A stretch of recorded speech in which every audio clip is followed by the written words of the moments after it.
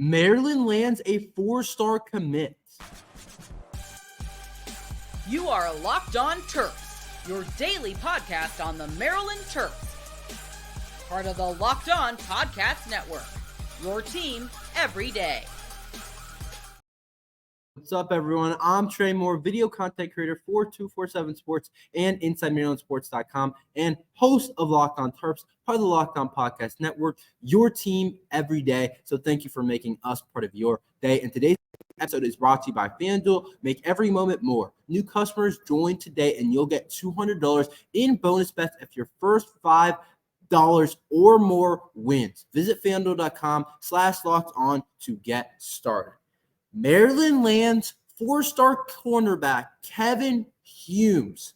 Another huge pickup for Coach Locksley in the staff, and landing 4-star quarterback Kevyn Humes just outside of the DMV area. Currently attends St. Francis Academy, which is an absolute football factory, one of the best high school programs in all the country. I love guys that come from St. Francis because they play a national schedule. They play the best teams every single year. They play the best players every single year. They play against the best competition every single year. And every single game is a hard game. You don't get any buys. You don't get any a team that's really bad when you play for St. Francis. So I love guys that come from this program because iron sharpens iron. They play against the best every day, and they also play against the best, which is a big deal, I think, when it comes to recruiting and making sure that you're getting the best players, because sometimes you see a guy dominate lesser opponents and they're never as good as you think they are because they're just dominating guys that just aren't nearly as talented as them, or they come in behind. They're not used to the competition in college. But Kevyn Humes is playing some of the best players in the country every single day. At practice, he's playing Division I talent. In games, he's marking some of the best receivers overall. So I love guys that come from St. Francis. Some of the best players in college football kind of came from St. Francis. There's multiple players on the Maryland roster and in the 2024 class that are from St. Francis, like another 4-star Deshaun Williams, who's coming over, the running back. So we're doing a really good job recruiting from St. Francis, which you absolutely want that connection to, because they produce a lot of 4-star players. And another really great player that I want to mention that went to St. Francis, Blake Corum went to St. Francis, the Michigan running back. So getting players like this kid, this cornerback, Kevyn Humes, that's a 4-star that's from St. Francis, is a big deal, because it's one thing to be ranked high and you go into a place that's not very good. But when you go to a place like St. Francis and you're a highly ranked player, it's a big deal, in my opinion, because I'm not going to say it's a sure thing. Nothing's a sure thing, but it's a pretty high percentage that the player is going to be good. But it's interesting. This guy is really highly ranked on Rivals. He's ranked as a 4-star, 137th ranked nationally, 3rd in the state of Maryland, and the 18th ranked quarterback. So that would put him across as one of the best players in the country, definitely up there for one of the better players in the country, one of the best cornerbacks, the top 20 cornerback in the nation overall. And I like to use the ranking that has them ranked as the highest overall, because I like to give them the benefit of the doubt. And it also gets you a little bit more excited for the players. So 247 has them as a 3-star and as a 4-star in their composite rankings. But I'm going to go with this Rivals ranking as a 4-star, 137th ranked nationally, a top 150 player in the class, 18th ranked quarterback, and 3rd in the state of Maryland. So it's a huge pickup for Coach Locksley and the rest of the staff. Had a ton of other big time offers. This wasn't his only offer, Maryland. It wasn't like he had a bunch of pretty solid offers. No, this guy had the big dogs. So he had Georgia, he had Tennessee, he had Notre Dame, he had Bama, he had Penn State, and more. He could have gone anywhere in the country. Everywhere wanted him. And you got to remember, when players like this, these recruiting websites don't know everything. They do a really good job of ranking guys, and usually it's a pretty accurate job. Obviously, you get guys that are 5-stars that don't turn out, and you get guys that are like 3-stars that end up being some of the best players in the world and in the NFL. You see that all the time. But generally, they do a pretty solid job at projecting who the best players are going to be, for sure. Because if you think about it, the teams with the top recruiting classes every single year are the teams that are top of the country. Bama, Georgia, Ohio State, Penn State, those type of teams, LSU, those blue blood teams usually have some of the best recruiting classes in the country, and they're usually top 5, top 10 teams in the country year in and year out. So usually they do a pretty accurate job. But to be sure, to really know how good a recruit is, maybe he's a 3-star, but he has other offers like Georgia, Tennessee, Notre Dame, Penn State, like this guy does, like Kevyn Humes has, then you're like, oh, okay, the recruiting websites might just not understand how good of a player he is. But that's why it's kind of interesting that Rivals has him as really there's not usually this type of disparity between recruiting websites. That Rivals has him as a top 150 player in the class and 137th ranked nationally, and 247 has him as a 3-star, 4-star on composite rankings. It's kind of interesting to see, but like I said, I'm going to go with the Rivals rankings overall, but he's reclassifying up to the 2024 class. So right now he is a 2025, but he's moving up to the 2024 class. So we will see him next year for the Terps. Wouldn't be surprised if he gets some time. I don't really know exactly how ready he is because he reclassified up. That's also why 247 might not have him as highly ranked. I think at the 2025, maybe 247 has him ranked as like a really high ranked guy, but overall he is reclassifying up. So I guess he's a little bit young, but he's going to be playing in this 2024 class. And he credited a lot of his commitment to Coach Azar, our new DB coach, which is big because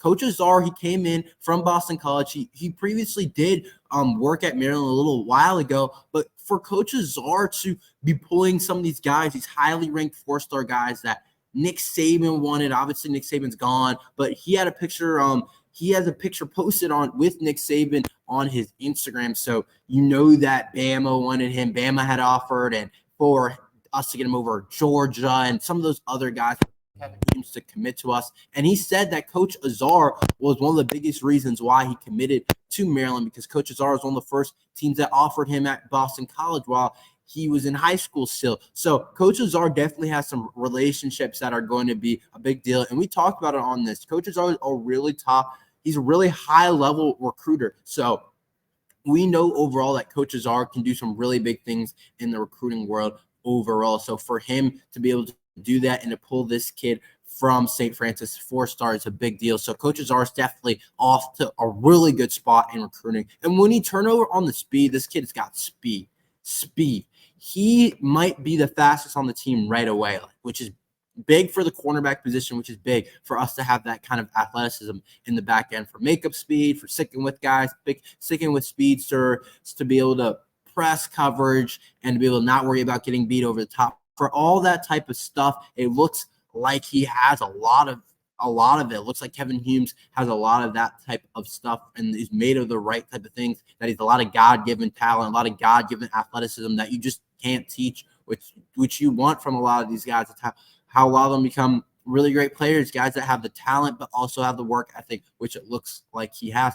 And another interesting thing is when you watch the film, he can play outside or inside. So he can play kind of both cornerback positions, which reminds me a lot of Tarheeb Still. Think about what Tarheeb Still did 2 years ago. Not I guess you consider last year, like not last year, but 2 years ago. He played on the outside, or he played in the inside, when we had 2 NFL guys on the outside in Jacorian Bennett and Deonte Banks. We had Tarheeb Still play the nickel. And then this year, when we didn't have as much talent on the outside and Deonte Banks and Jacorian Bennett were gone, we moved Tarheeb Still to the outside. So Tarheeb Still could play the outside or the inside. So he reminds me a lot of that. I think he could take over 4 in that nickel position. I think he'd be a really good nickel player. I think he could take over 4 Glendon Miller. He has a lot more speed and twitchiness than Glendon Miller, but Glendon Miller is the taller guy. So our quarterback room is stacked with recruits right now. We lost Tarheeb Still, of course, and we lost Shaquan Shepard, but we added 4-star Braden Lee, and we added 4-star Kevyn Humes, and we also added transfer Jalen Husky. So 2 4-stars on the outside in that cornerback room. Really big gets for Coach Loxley, Coach Azar, and the entire defensive staff. I think it's in a really good spot, and I expect some of these guys to play right away, play pretty early overall. The Maryland basketball team is starting to figure things out. I will tell you about that after this ad from FanDuel.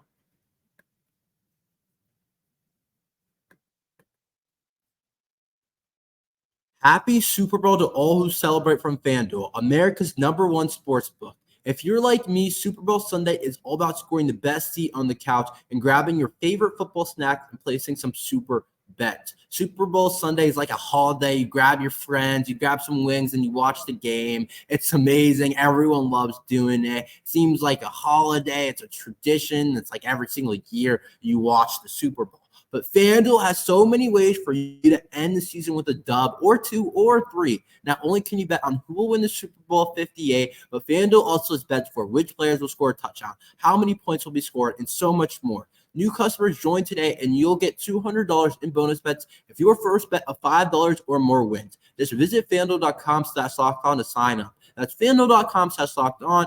Make every moment more. FanDuel, the official partner of the NFL.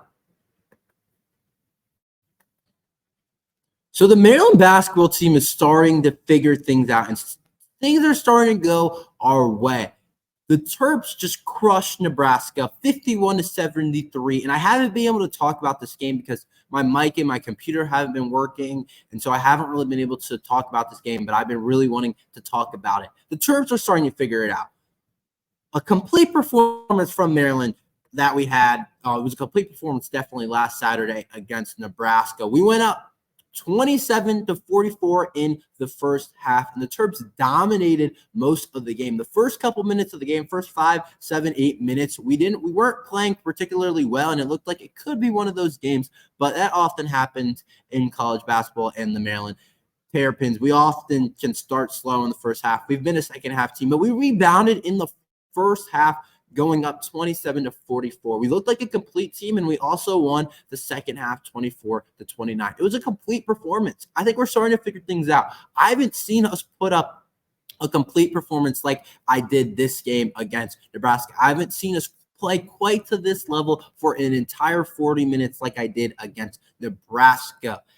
It probably was our best game of the season overall, and I really do think the Terps are starting to figure things out everywhere. I'm talking about offensively. I'm talking about defensively. I'm talking about Kevin Willard. I'm talking about guys off the bench. We are starting to figure things out as a Maryland basketball team. I think we're really starting to take on that next level, and I think we can do something pretty special at the end of the season. But we started to figuring things out offensively in this game. We have struggled all year against offensively.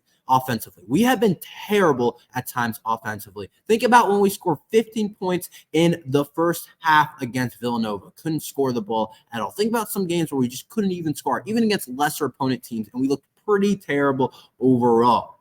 But we have started to figure things out offensively. We have been a lot better offensively over the last couple of games, and we were a very good team offensively against Nebraska. We finally could shoot the ball. We, at a certain point this year, we were like one of the worst three-point shooting teams in the entire college basketball. Like, that's how the stats had us. They had us one of the worst shooting performances in all of college basketball on the season, if you looked at it. And we're still probably in the bottom of the entire country in terms of shooting. But Maryland could shoot the ball against Nebraska. We shot 42% from the three-point line, which is not normal for us. We at times this year could barely shoot above 30%. Like, shooting above 30% was good. We were usually like in the 26, 27, 28 type of range. And then this game against Nebraska, we shoot for 42%. So we're starting to find our three-point shot, I think. And we also shot 71% from the free throw line, which I think is a solid place to be at. And we also didn't turn over the ball a lot offensively. We turned over the ball only 8 times, which is a great number. If you're turning over the ball 8 times, perfect type of number that the Terps absolutely needed to be at, which was a big difference in the game. Nebraska turned over the ball almost 18 times compared to our 8 times. So overall, offensively, we're playing a lot better. We're shooting the ball better. I think there's a lot more rhythm. It looks a lot more natural. And a lot of credit has to go to Kevin Willard for that, for being able to create that type of game, be able to create that type of game plan offensively. We've done a lot better job offensively. We're starting to figure things out on the offense side of the ball. Our shots are starting to fall. We're also starting to figure things out on the defense side of the ball. I don't want to say figure out stuff on the defense side of the ball because we've already been so good on the defense side of the ball. I think that's our identity right now. It's playing good defense. We're one of the top teams in the Big Ten in defense and in the entire country. If you go to KenPom and look up some of their statistical stuff, which they do a really good job, you might have to pay for it, but Maryland's defensive statistics are among the top of the country. We continue to be the best team probably in the Big Ten in terms of defensively, and it showed this game against Nebraska. We forced Nebraska to only 51 points, and we also forced them to 18 turnovers, like I just said. We forced them to turn over the ball 10 more times than we did. And then another thing is we forced their two best players to have bad games. Mass, one of their best players down low at the power forward position. He dropped 30 against Ohio State before us, 30 points against Ohio State, and we forced him to 6 points. That's a big deal when a guy goes from 30 points to 6 points, 24-point difference. If you can do that, you're going to win games. If you force one of the best players to 6 instead of having like 12, 15, that's what I said. I said he can't have one of those games where he goes for 20, 25. He's got to have one of those games where he goes for 8, 10, 12 points, and we forced him to 6, even above my expectations. And then probably their best player, Casey, who's one of the more exciting players to watch in the Big Ten, only shot 3 for 10 and 1 for 5 from the three-point arc and only had 7 points. So we defended their two best players under 10 points. And at that point, if you would have told me that before the game, I would have said we won it. Because my two keys for the game was you can't let both Casey and Mass go off. Because if they both go off, we probably don't win the game. It's going to be really hard to stop them defensively. It's going to be really hard to win the game if they both go off. But if only one of them goes off, I think we have a really good shot at winning the game, especially at home. But neither of them went off. So credit to our defense overall, forcing both of them to play pretty poor basketball overall and to shoot the ball pretty poor. So we're doing a great job covering their best players. And if we can continue to do that the rest of the season, stopping teams from their best player going off and forcing other guys to score the ball, that's when you hit gold in basketball, whether in the NBA, college basketball. When you force other guys that aren't used to making as many plays, that's when you can be at a really good spot overall, especially defensively and just overall in the game. But I really do think we're starting to figure things out. Over the last 4, we're 2-2, which I think is very solid in the Big Ten. If you're about 500, it's not a bad spot to be. You get into the tournament going 500 in the Big Ten if you've done fine out of conference overall. I don't know if this Maryland team can, but other teams can get into the tournament with being about 500 in the Big Ten. And the reason I say we're starting to figure things out is we won our last 2. We beat Nebraska at home, and then we also beat Iowa. And then we lost to Michigan State, but we only lost to Michigan State only by 2. And that Michigan State team is going to be good no matter what. I don't care if it's a down year. Tom Izzo always has them at a pretty solid spot. I think they're a really good team on paper. I know they haven't played up to their potential maybe at times, but still one of the best coaches in all of college basketball and definitely a solid team. And then we lost to Northwestern by only 3. So all winnable games. And if you would have told me that we're starting to earlier in the season that at this point in the Big Ten play, basically every game has been winnable, and especially on this little 4 game, then I would have this 4-game skid. Then I would say we're in a good spot if we're 2-2 in these last 4 games, and we lost two games that are 1-possession losses to Northwestern and Michigan State. I say that we're not in a bad spot at all as a program if we're able to do that. And we're starting to learn how to be in games. And earlier in the season, we were in a lot of games, and we're starting to learn how to be able to win close games. We were 0-5 in 1-possession games, and we beat Iowa. So I think we're starting to figure things out in that type of game, which was a back and forth close game. Nebraska, obviously, we crushed, but we're learning how when a team plays poor and when a team doesn't play up to their potential, instead of beating them by 6, 5, 4 points and keeping it kind of close, we're learning how to beat them by 20 points, 15 points. I think we're learning how to do that overall. But I think we're starting to figure out how to be in games, how to win these close games. And I really do think we're figuring things out offensively, which is really important to be able to score some points. I think this Terp team is really starting to learn how to attack in different ways, how to be more balanced as a team overall. And we'll talk about that right now. The Maryland team is dangerous when certain guys step up. I will tell you about those guys after this ad from Jace Medical. I know we come to sports to escape from some of the crazy realities of real life, but can we just talk for a minute about preparing for real life? According to the FDA, pharmacies are running out of antibiotics right in the middle of the worst flu season in over a decade. This is scary. I can't imagine a more helpless feeling than if my parents or one of my siblings got sick while a supply chain issue kept them from a life-saving medication they needed. Thankfully, we'll be okay because of Jace Medical. The Jace case is a pack of 5 different antibiotics to treat a long list of bacterial illnesses, including UTIs, respiratory infections, skin infections, among others. This stuff could happen to any of us, so visit jacemedical.com and complete your physician encounter. It will be reviewed by a board-certified physician, and your medications will be dispensed by a licensed pharmacy at a fraction of the regular cost. It's never been more important to be prepared than today. So go to jacemedical.com and use code LOCKEDON to get $20 off your first order. If these guys play well, Maryland basketball, I think, can be a borderline top 25 team. It's not going to show in the rankings, but I mean in terms of how we're playing, in terms of how our talent is. I think we're kind of too deep to be able to actually potentially be ranked. But when multiple guys contribute, not just Shamir Young, not just one or two guys, not just Shamir Young and Julian Reese, or not just Shamir Young and Dante Scott, or not just Shamir Young, I think we are a very scary team. And that's what happened against Nebraska. Multiple guys showed up, and there was a lot of balance. There was balance from the starters, and there's also balance from the bench. Starting with Jamie Kaiser, who's been very hot and cold this year. At times I've been like, he looks really solid as a player. Then other times I'm like, he can't find his rhythm. He can't find his stroke. We know he's an elite shooter, but you just can't find it.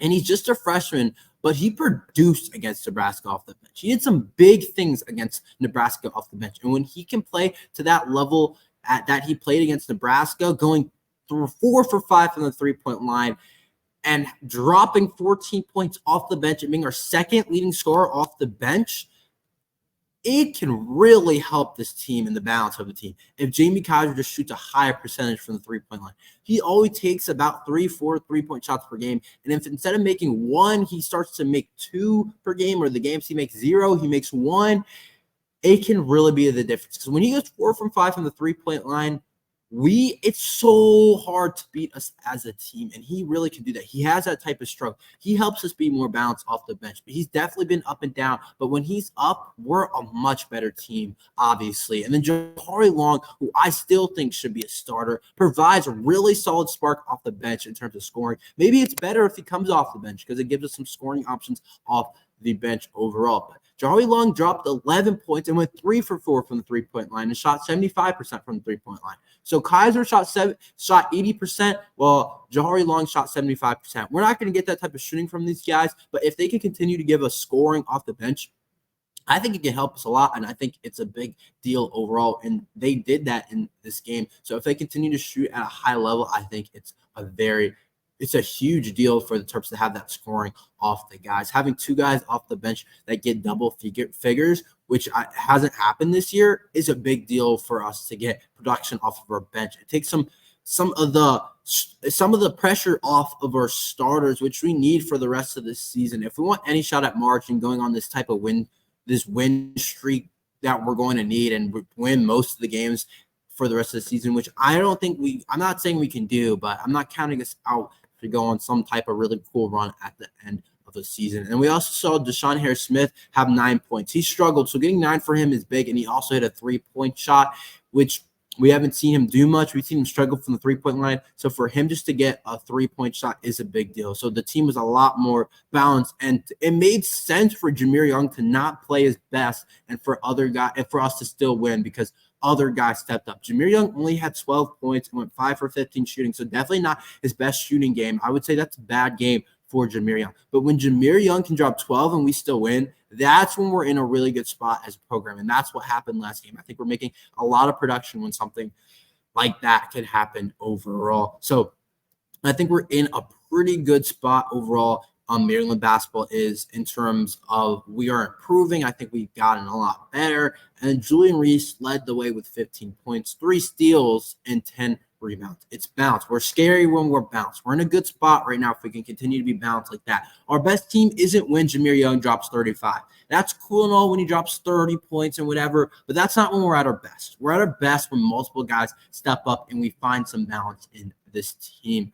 But when those guys step up, I think we're a really scary team and we're very dangerous overall, especially Kaiser, and Jahari Long. And then Deshaun Harris-Smith as well, even though he's usually a starter every single game. He still can step up some in some games. That's all we have for today. Thank you for listening to Locked on Terps. Make sure you like and subscribe. We're here every day talking Maryland football and basketball. So thank you for listening to Locked on Terps.